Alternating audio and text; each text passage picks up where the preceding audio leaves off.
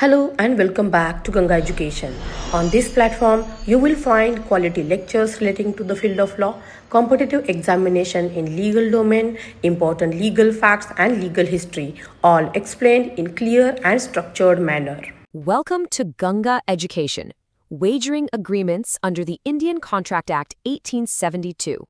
Hello, future judges or legal professionals. आज के इस एक्सप्लेनर में हम अनपैक करने वाले हैं एक बहुत ही premium, highly testable topic. Judiciary और नेट सेट एग्जाम्स के लिए सेक्शन 30 एब्सोल्युटली वाइटल है। तो आज हम इस कॉम्प्लेक्स लीगल jargon को एकदम सिंपल, लॉजिकल फ्लो में समझेंगे। फोकस बनाए रखिएगा। चलिए शुरू करते हैं एक क्लासिक प्रॉब्लम क्वेश्चन से।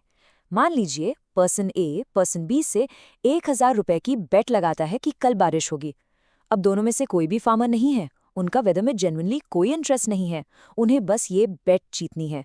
सो अगर बारिश नहीं होती और बी पैसे देने से सीधा मना कर दे तो क्या ए सिविल कोर्ट जाकर बी को लीगली फोर्स कर सकता है? क्या कोर्ट ऐसी बेट्स रिकवर करने में मदद करेगा? इस क्वेश्चन को ध्यान में रखिए क्योंकि इस लेक्चर के एंड तक आपको एग्जैक्टली पता होगा कि एक जजेस पर क्या रूल करेगा। Okay, let's dive into this. आज का हमारा एजेंडा काफ़ी स्ट्रेट फॉरवर्ड है। हम हिस्टोरिकल एवोल्यूशन से स्टार्ट करेंगे, उसके बाद बेयर एक्ट की वर्डिंग देखेंगे, कुछ इंपॉर्टेंट डिस्टिंक्शंस क्लियर करेंगे, लैंडमार्क केसेस कवर करेंगे, डिजिटल वेजर्स पर आएंगे और फाइनली एक क्विक रिवीजन के साथ रैप अप करेंगे। Section 1 historical background and evolution. तो लॉ आखिर ऐसी बेट्स की परवाह क्यों करता है?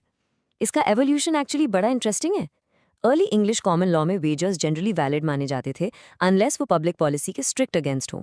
पर जब गैम्बलिंग की वजह से सोसाइटी का वेल्थ ड्रेन होना शुरू हुआ तो ब्रिटिश पार्लियामेंट ने 1845 का गेमिंग एक्ट पास किया और इन्हें अनएन्फोर्सेबल बना दिया।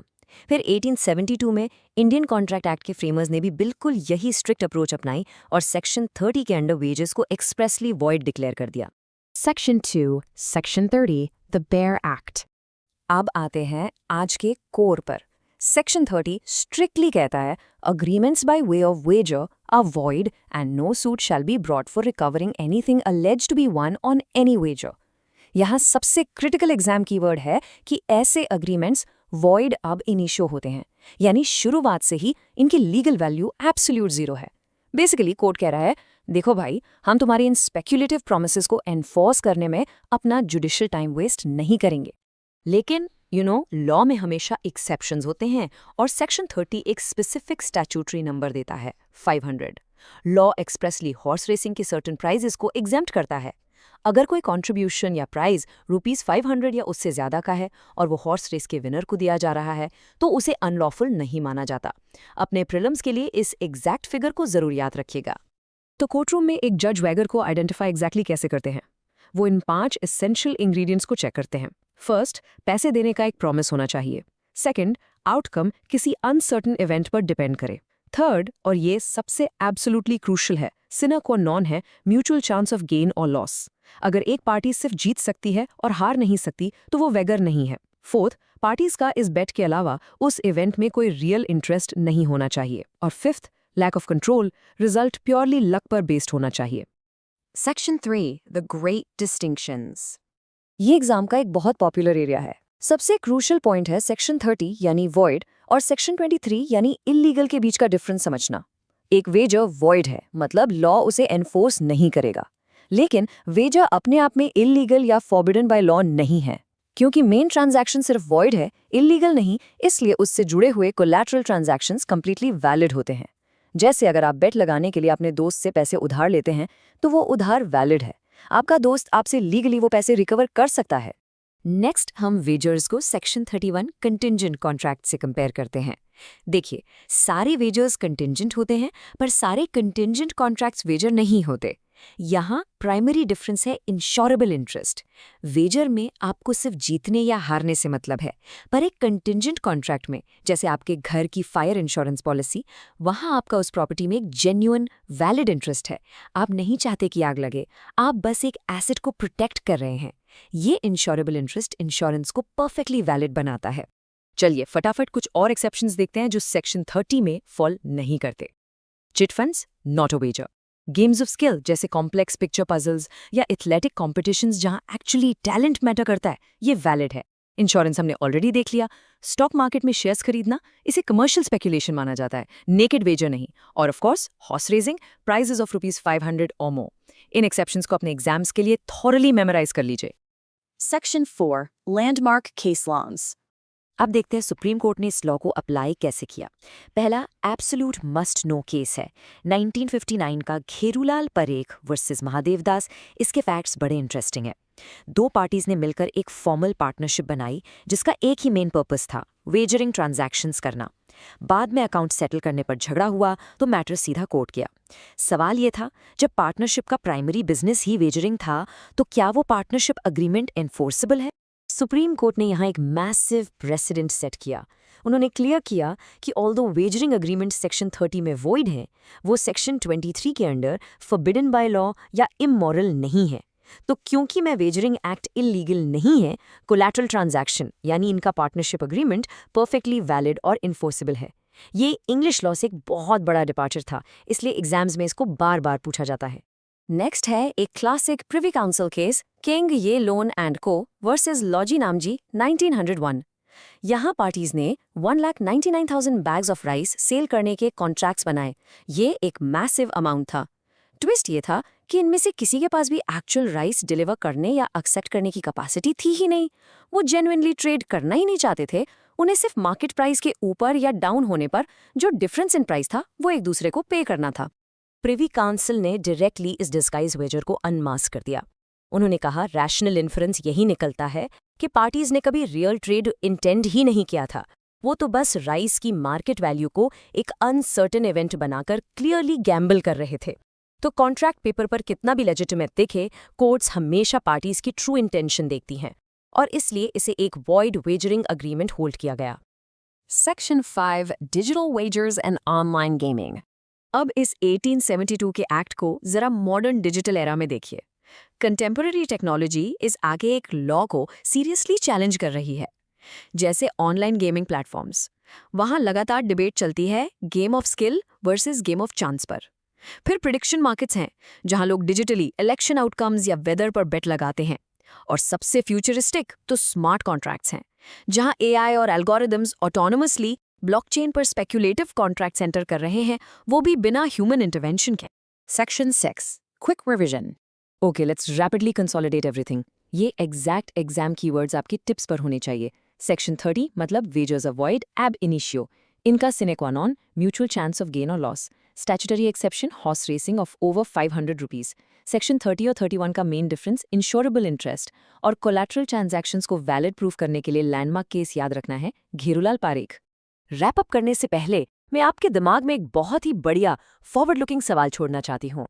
जैसे हमने देखा, कोड्स वगैरह आइडेंटिफाई करने के लिए ह्यूमन इंटेंशन देखती हैं, पर सोचिए अगर एक आर्टिफिशियल इंटेलिजेंस ऑटोनोमसली ब्लॉकचेन पर एक स्पेक्युलेटिव डिफरेंस कॉन्ट्रैक्ट एग्जीक्यूट करती है, तो वहां वेजर करने की इंटेंशन एग्जैक्टली किसकी मानी जाएगी? क्या लॉ एआई को लाइबल मानेगा या उसके प्रोग्रामर को? सोचिएगा इस बारे में। तो ये था आज का हमारा एनालिसिस। मुझे उम्मीद है इस एक्सप्लेनर से आपके कॉन्सेप्ट्स कंप्लीटली क्लैरिफाई हुए होंगे और आपकी जुडिशरी प्रेप को एक सॉलिड बूस्ट मिला होगा। For more such law lectures, subscribe to Ganga education. Keep studying hard, stay focused, and I will see you in the next explainer. Welcome everyone to this premium masterclass. Today, we're diving deep into the Indian Contract Act to solve some of the most crucial problem-based questions you'll ever face. If you're prepping for your LL.B, judiciary, or net set exams, you absolutely need to know this stuff inside and out. In this explainer, we aren't just looking at dry theory. We're going to tackle the highly tested, honestly kind of tricky areas of Section 30 and Section 23. We'll solve real problems exactly how you need to analyze and write them on your actual exam paper. Let's get right into it. Here's our quick agenda for today. First, we'll figure out the difference between a commercial contract and a wager. Second, we'll look at collateral agreements. Third, we'll tackle skill versus chance. And finally, we'll wrap up with a quick revision and some insider exam tips. All right, let's jump straight into problem 1, commercial or wager. We're calling this one the rice trader dispute. So, picture this scenario. A rice trader enters into a contract with a group of rice millers to purchase a massive 199,000 bags of rice. But here's the catch. The millers' absolute maximum output capacity is only 60,000 bags. They don't even have the capital for a transaction this huge. Now, when it's time to actually perform the contract, instead of delivering the rice, they just pass a difference on price promissory note based on market fluctuations. When the miller doesn't pay up, the trader sues. So the absolute crucial question for us is this a valid commercial contract or is it just a wagering agreement? Now, the law completely understands that commerce involves a bit of speculation, but there is a massive difference between a genuine commercial contract and a wager. In a real commercial contract, the parties fully intend to physically transfer the goods. A wager, on the other hand, is purely speculative. It's literally just one person's gain and another's loss based solely on market fluctuations, with absolutely zero intention of actually delivering anything. This is exactly where Section 30 of the Indian Contract Act comes into play. It clearly stipulates that agreements by way of wager are void. What does that mean for us? It means the law gives these agreements absolutely no legal standing. If the court decides your contract is a wager, boom, your suit is dismissed right then and there. To really crack this problem, we have to look at a landmark Privy Council judgment, King Yi Loan and Company versus Laji Namji from 1901. The facts in this case are almost identical to our problem. The court held that if the scale of the transaction is just completely out of proportion to the party's physical capacity, like contracting for almost 2 lock bags when you can only produce 60,000, the law infers that there was never any intention to deliver. Settling things purely via difference on price notes reveals a clear, undeniable wagering intent. Let's structure this into a perfect IRAC format for your exams. Step 1. Identify the legal rule, which is the mutual chance of gain or loss under Section 30. Step 2. Apply the facts. That massive gap in volume proves physical delivery was just impossible. Step 3. We apply the King Yi loan precedent. And finally, Step 4. We conclude that this transaction was never commercial trade, it was a wager. So here is our final exam-ready verdict for Problem 1. The agreement is unequivocally a wagering contract. Because of that, it's void ab initio, meaning void from the very beginning under Section 30. The trader absolutely cannot recover the money, and the suit gets dismissed. Make sure you use that phrase, void ab initio, to grab those maximum marks. Moving right along to Problem 2, collateral agreements, also known as the wagering partnership. Listen to these facts carefully. Person A and Person B form a partnership solely for the purpose of making wagering transactions with third parties. Predictably, they lose. Person B steps up, pays all the betting losses, and then sues A to get his share back. But A turns around and says, hey, the betting transactions were void under Section 30, which means our partnership to do them is also legally barred. So who's right here? Can B legally recover the money for a partnership that was based on a void wager? The answer to this lies in a really critical distinction you need to master, the difference between something being merely void under Section 30 and illegal under Section 23. You see, a wagering contract is void. It has no legal effect, but it's not actually a crime. It's not prohibited. However, under Section 23, an agreement is illegal if its object is strictly forbidden by law, immoral, or opposed to public policy. That distinction is a real game changer. To back this up, we look at one of the absolute most important judgments from the Supreme Court of India, Gerulal Parekh versus Mahadev Das in 1959. In this exact scenario, the Supreme Court ruled that while wagering is indeed void, it is not forbidden by law under Section 23. And because of that, collateral transactions, like a partnership formed for wagering, remain completely valid and legally enforceable. Let's map out that legal logic step by step. Step 1, the main wager is dead in the water under Section 30. Step 2, however, their partnership is a secondary collateral transaction. Step 3, since wagering isn't strictly unlawful under Section 23, the object of the partnership isn't unlawful either. Step 4 and 5, by applying the Gerulal Parekh precedent, we see that the collateral partnership survives.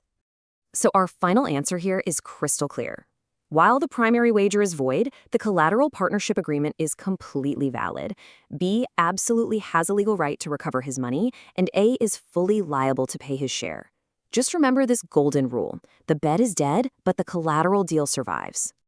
All right, let's tackle our last major issue. Problem 3, skill versus chance, focusing on puzzles and prizes. Consider these two totally different scenarios. Person A wins a crossword competition, but the winning solution is already predetermined and locked in the editor's desk. Meanwhile, person B wins a picture puzzle or maybe an athletic event that actually requires specific talent and effort. The big legal question is, which one of these is a void wagering agreement? Section 30 establishes a really clear threshold here. On one side, we have a game of chance. If winning just relies on matching a hidden, predetermined solution, you aren't really applying any skill, right? You're essentially just guessing. That makes it purely a game of chance, and therefore a void wager. On the flip side, a game of skill actually depends on the participant's talent, knowledge, or physical effort. The law totally respects that and recognizes it as a valid contract. So the final verdict for this one is pretty straightforward. The crossword competition, because it completely relies on matching a predetermined solution, is a game of chance, which means it's a void wager. But the picture puzzle, which actually requires genuine talent and effort, falls under a recognized exception, making it a perfectly valid, enforceable contract. Great job getting through those problems. Now let's hit our final section, quick revision and exam tips to help you master the Indian Contract Act. Here is your ultimate cheat sheet to wrap things up. For problem 1, involving price differences, your landmark case is King Yi loan, and the verdict is that it's a void wager. For problem 2, dealing with collateral deals, remember Grudal-Parekh, where the verdict was valid. And for problem 3 on skill versus chance, remember the simple rule. Skill is valid, chance is void. Take a mental snapshot of this table and make sure you memorize those case names. Before we go, here are some insider exam tips for you. First, make sure you directly quote Section 30 and Section 23 on your paper. Second, clearly differentiate between void and illegal. Examiners love to see that you know the difference. Third, always cite the Grudal-Parekh case for collateral issues. And finally, always structure your answers using that step-by-step IRAC format: issue, rule, application, and conclusion. I want to leave you with one final, totally relevant thought. In today's digital world, think about those massive online fantasy sports apps where users build teams based on analyzing real-world player statistics. Is that a game of skill, or is it a wager under Section 30? Think about the precedents we literally just covered. How would you argue that in court? Keep researching, stay curious, and we'll see you in the next explainer. Thank you for watching this session. If you found this lecture useful, do like, share and subscribe to Ganga Education. Keep learning, keep growing and stay connected for more law lectures.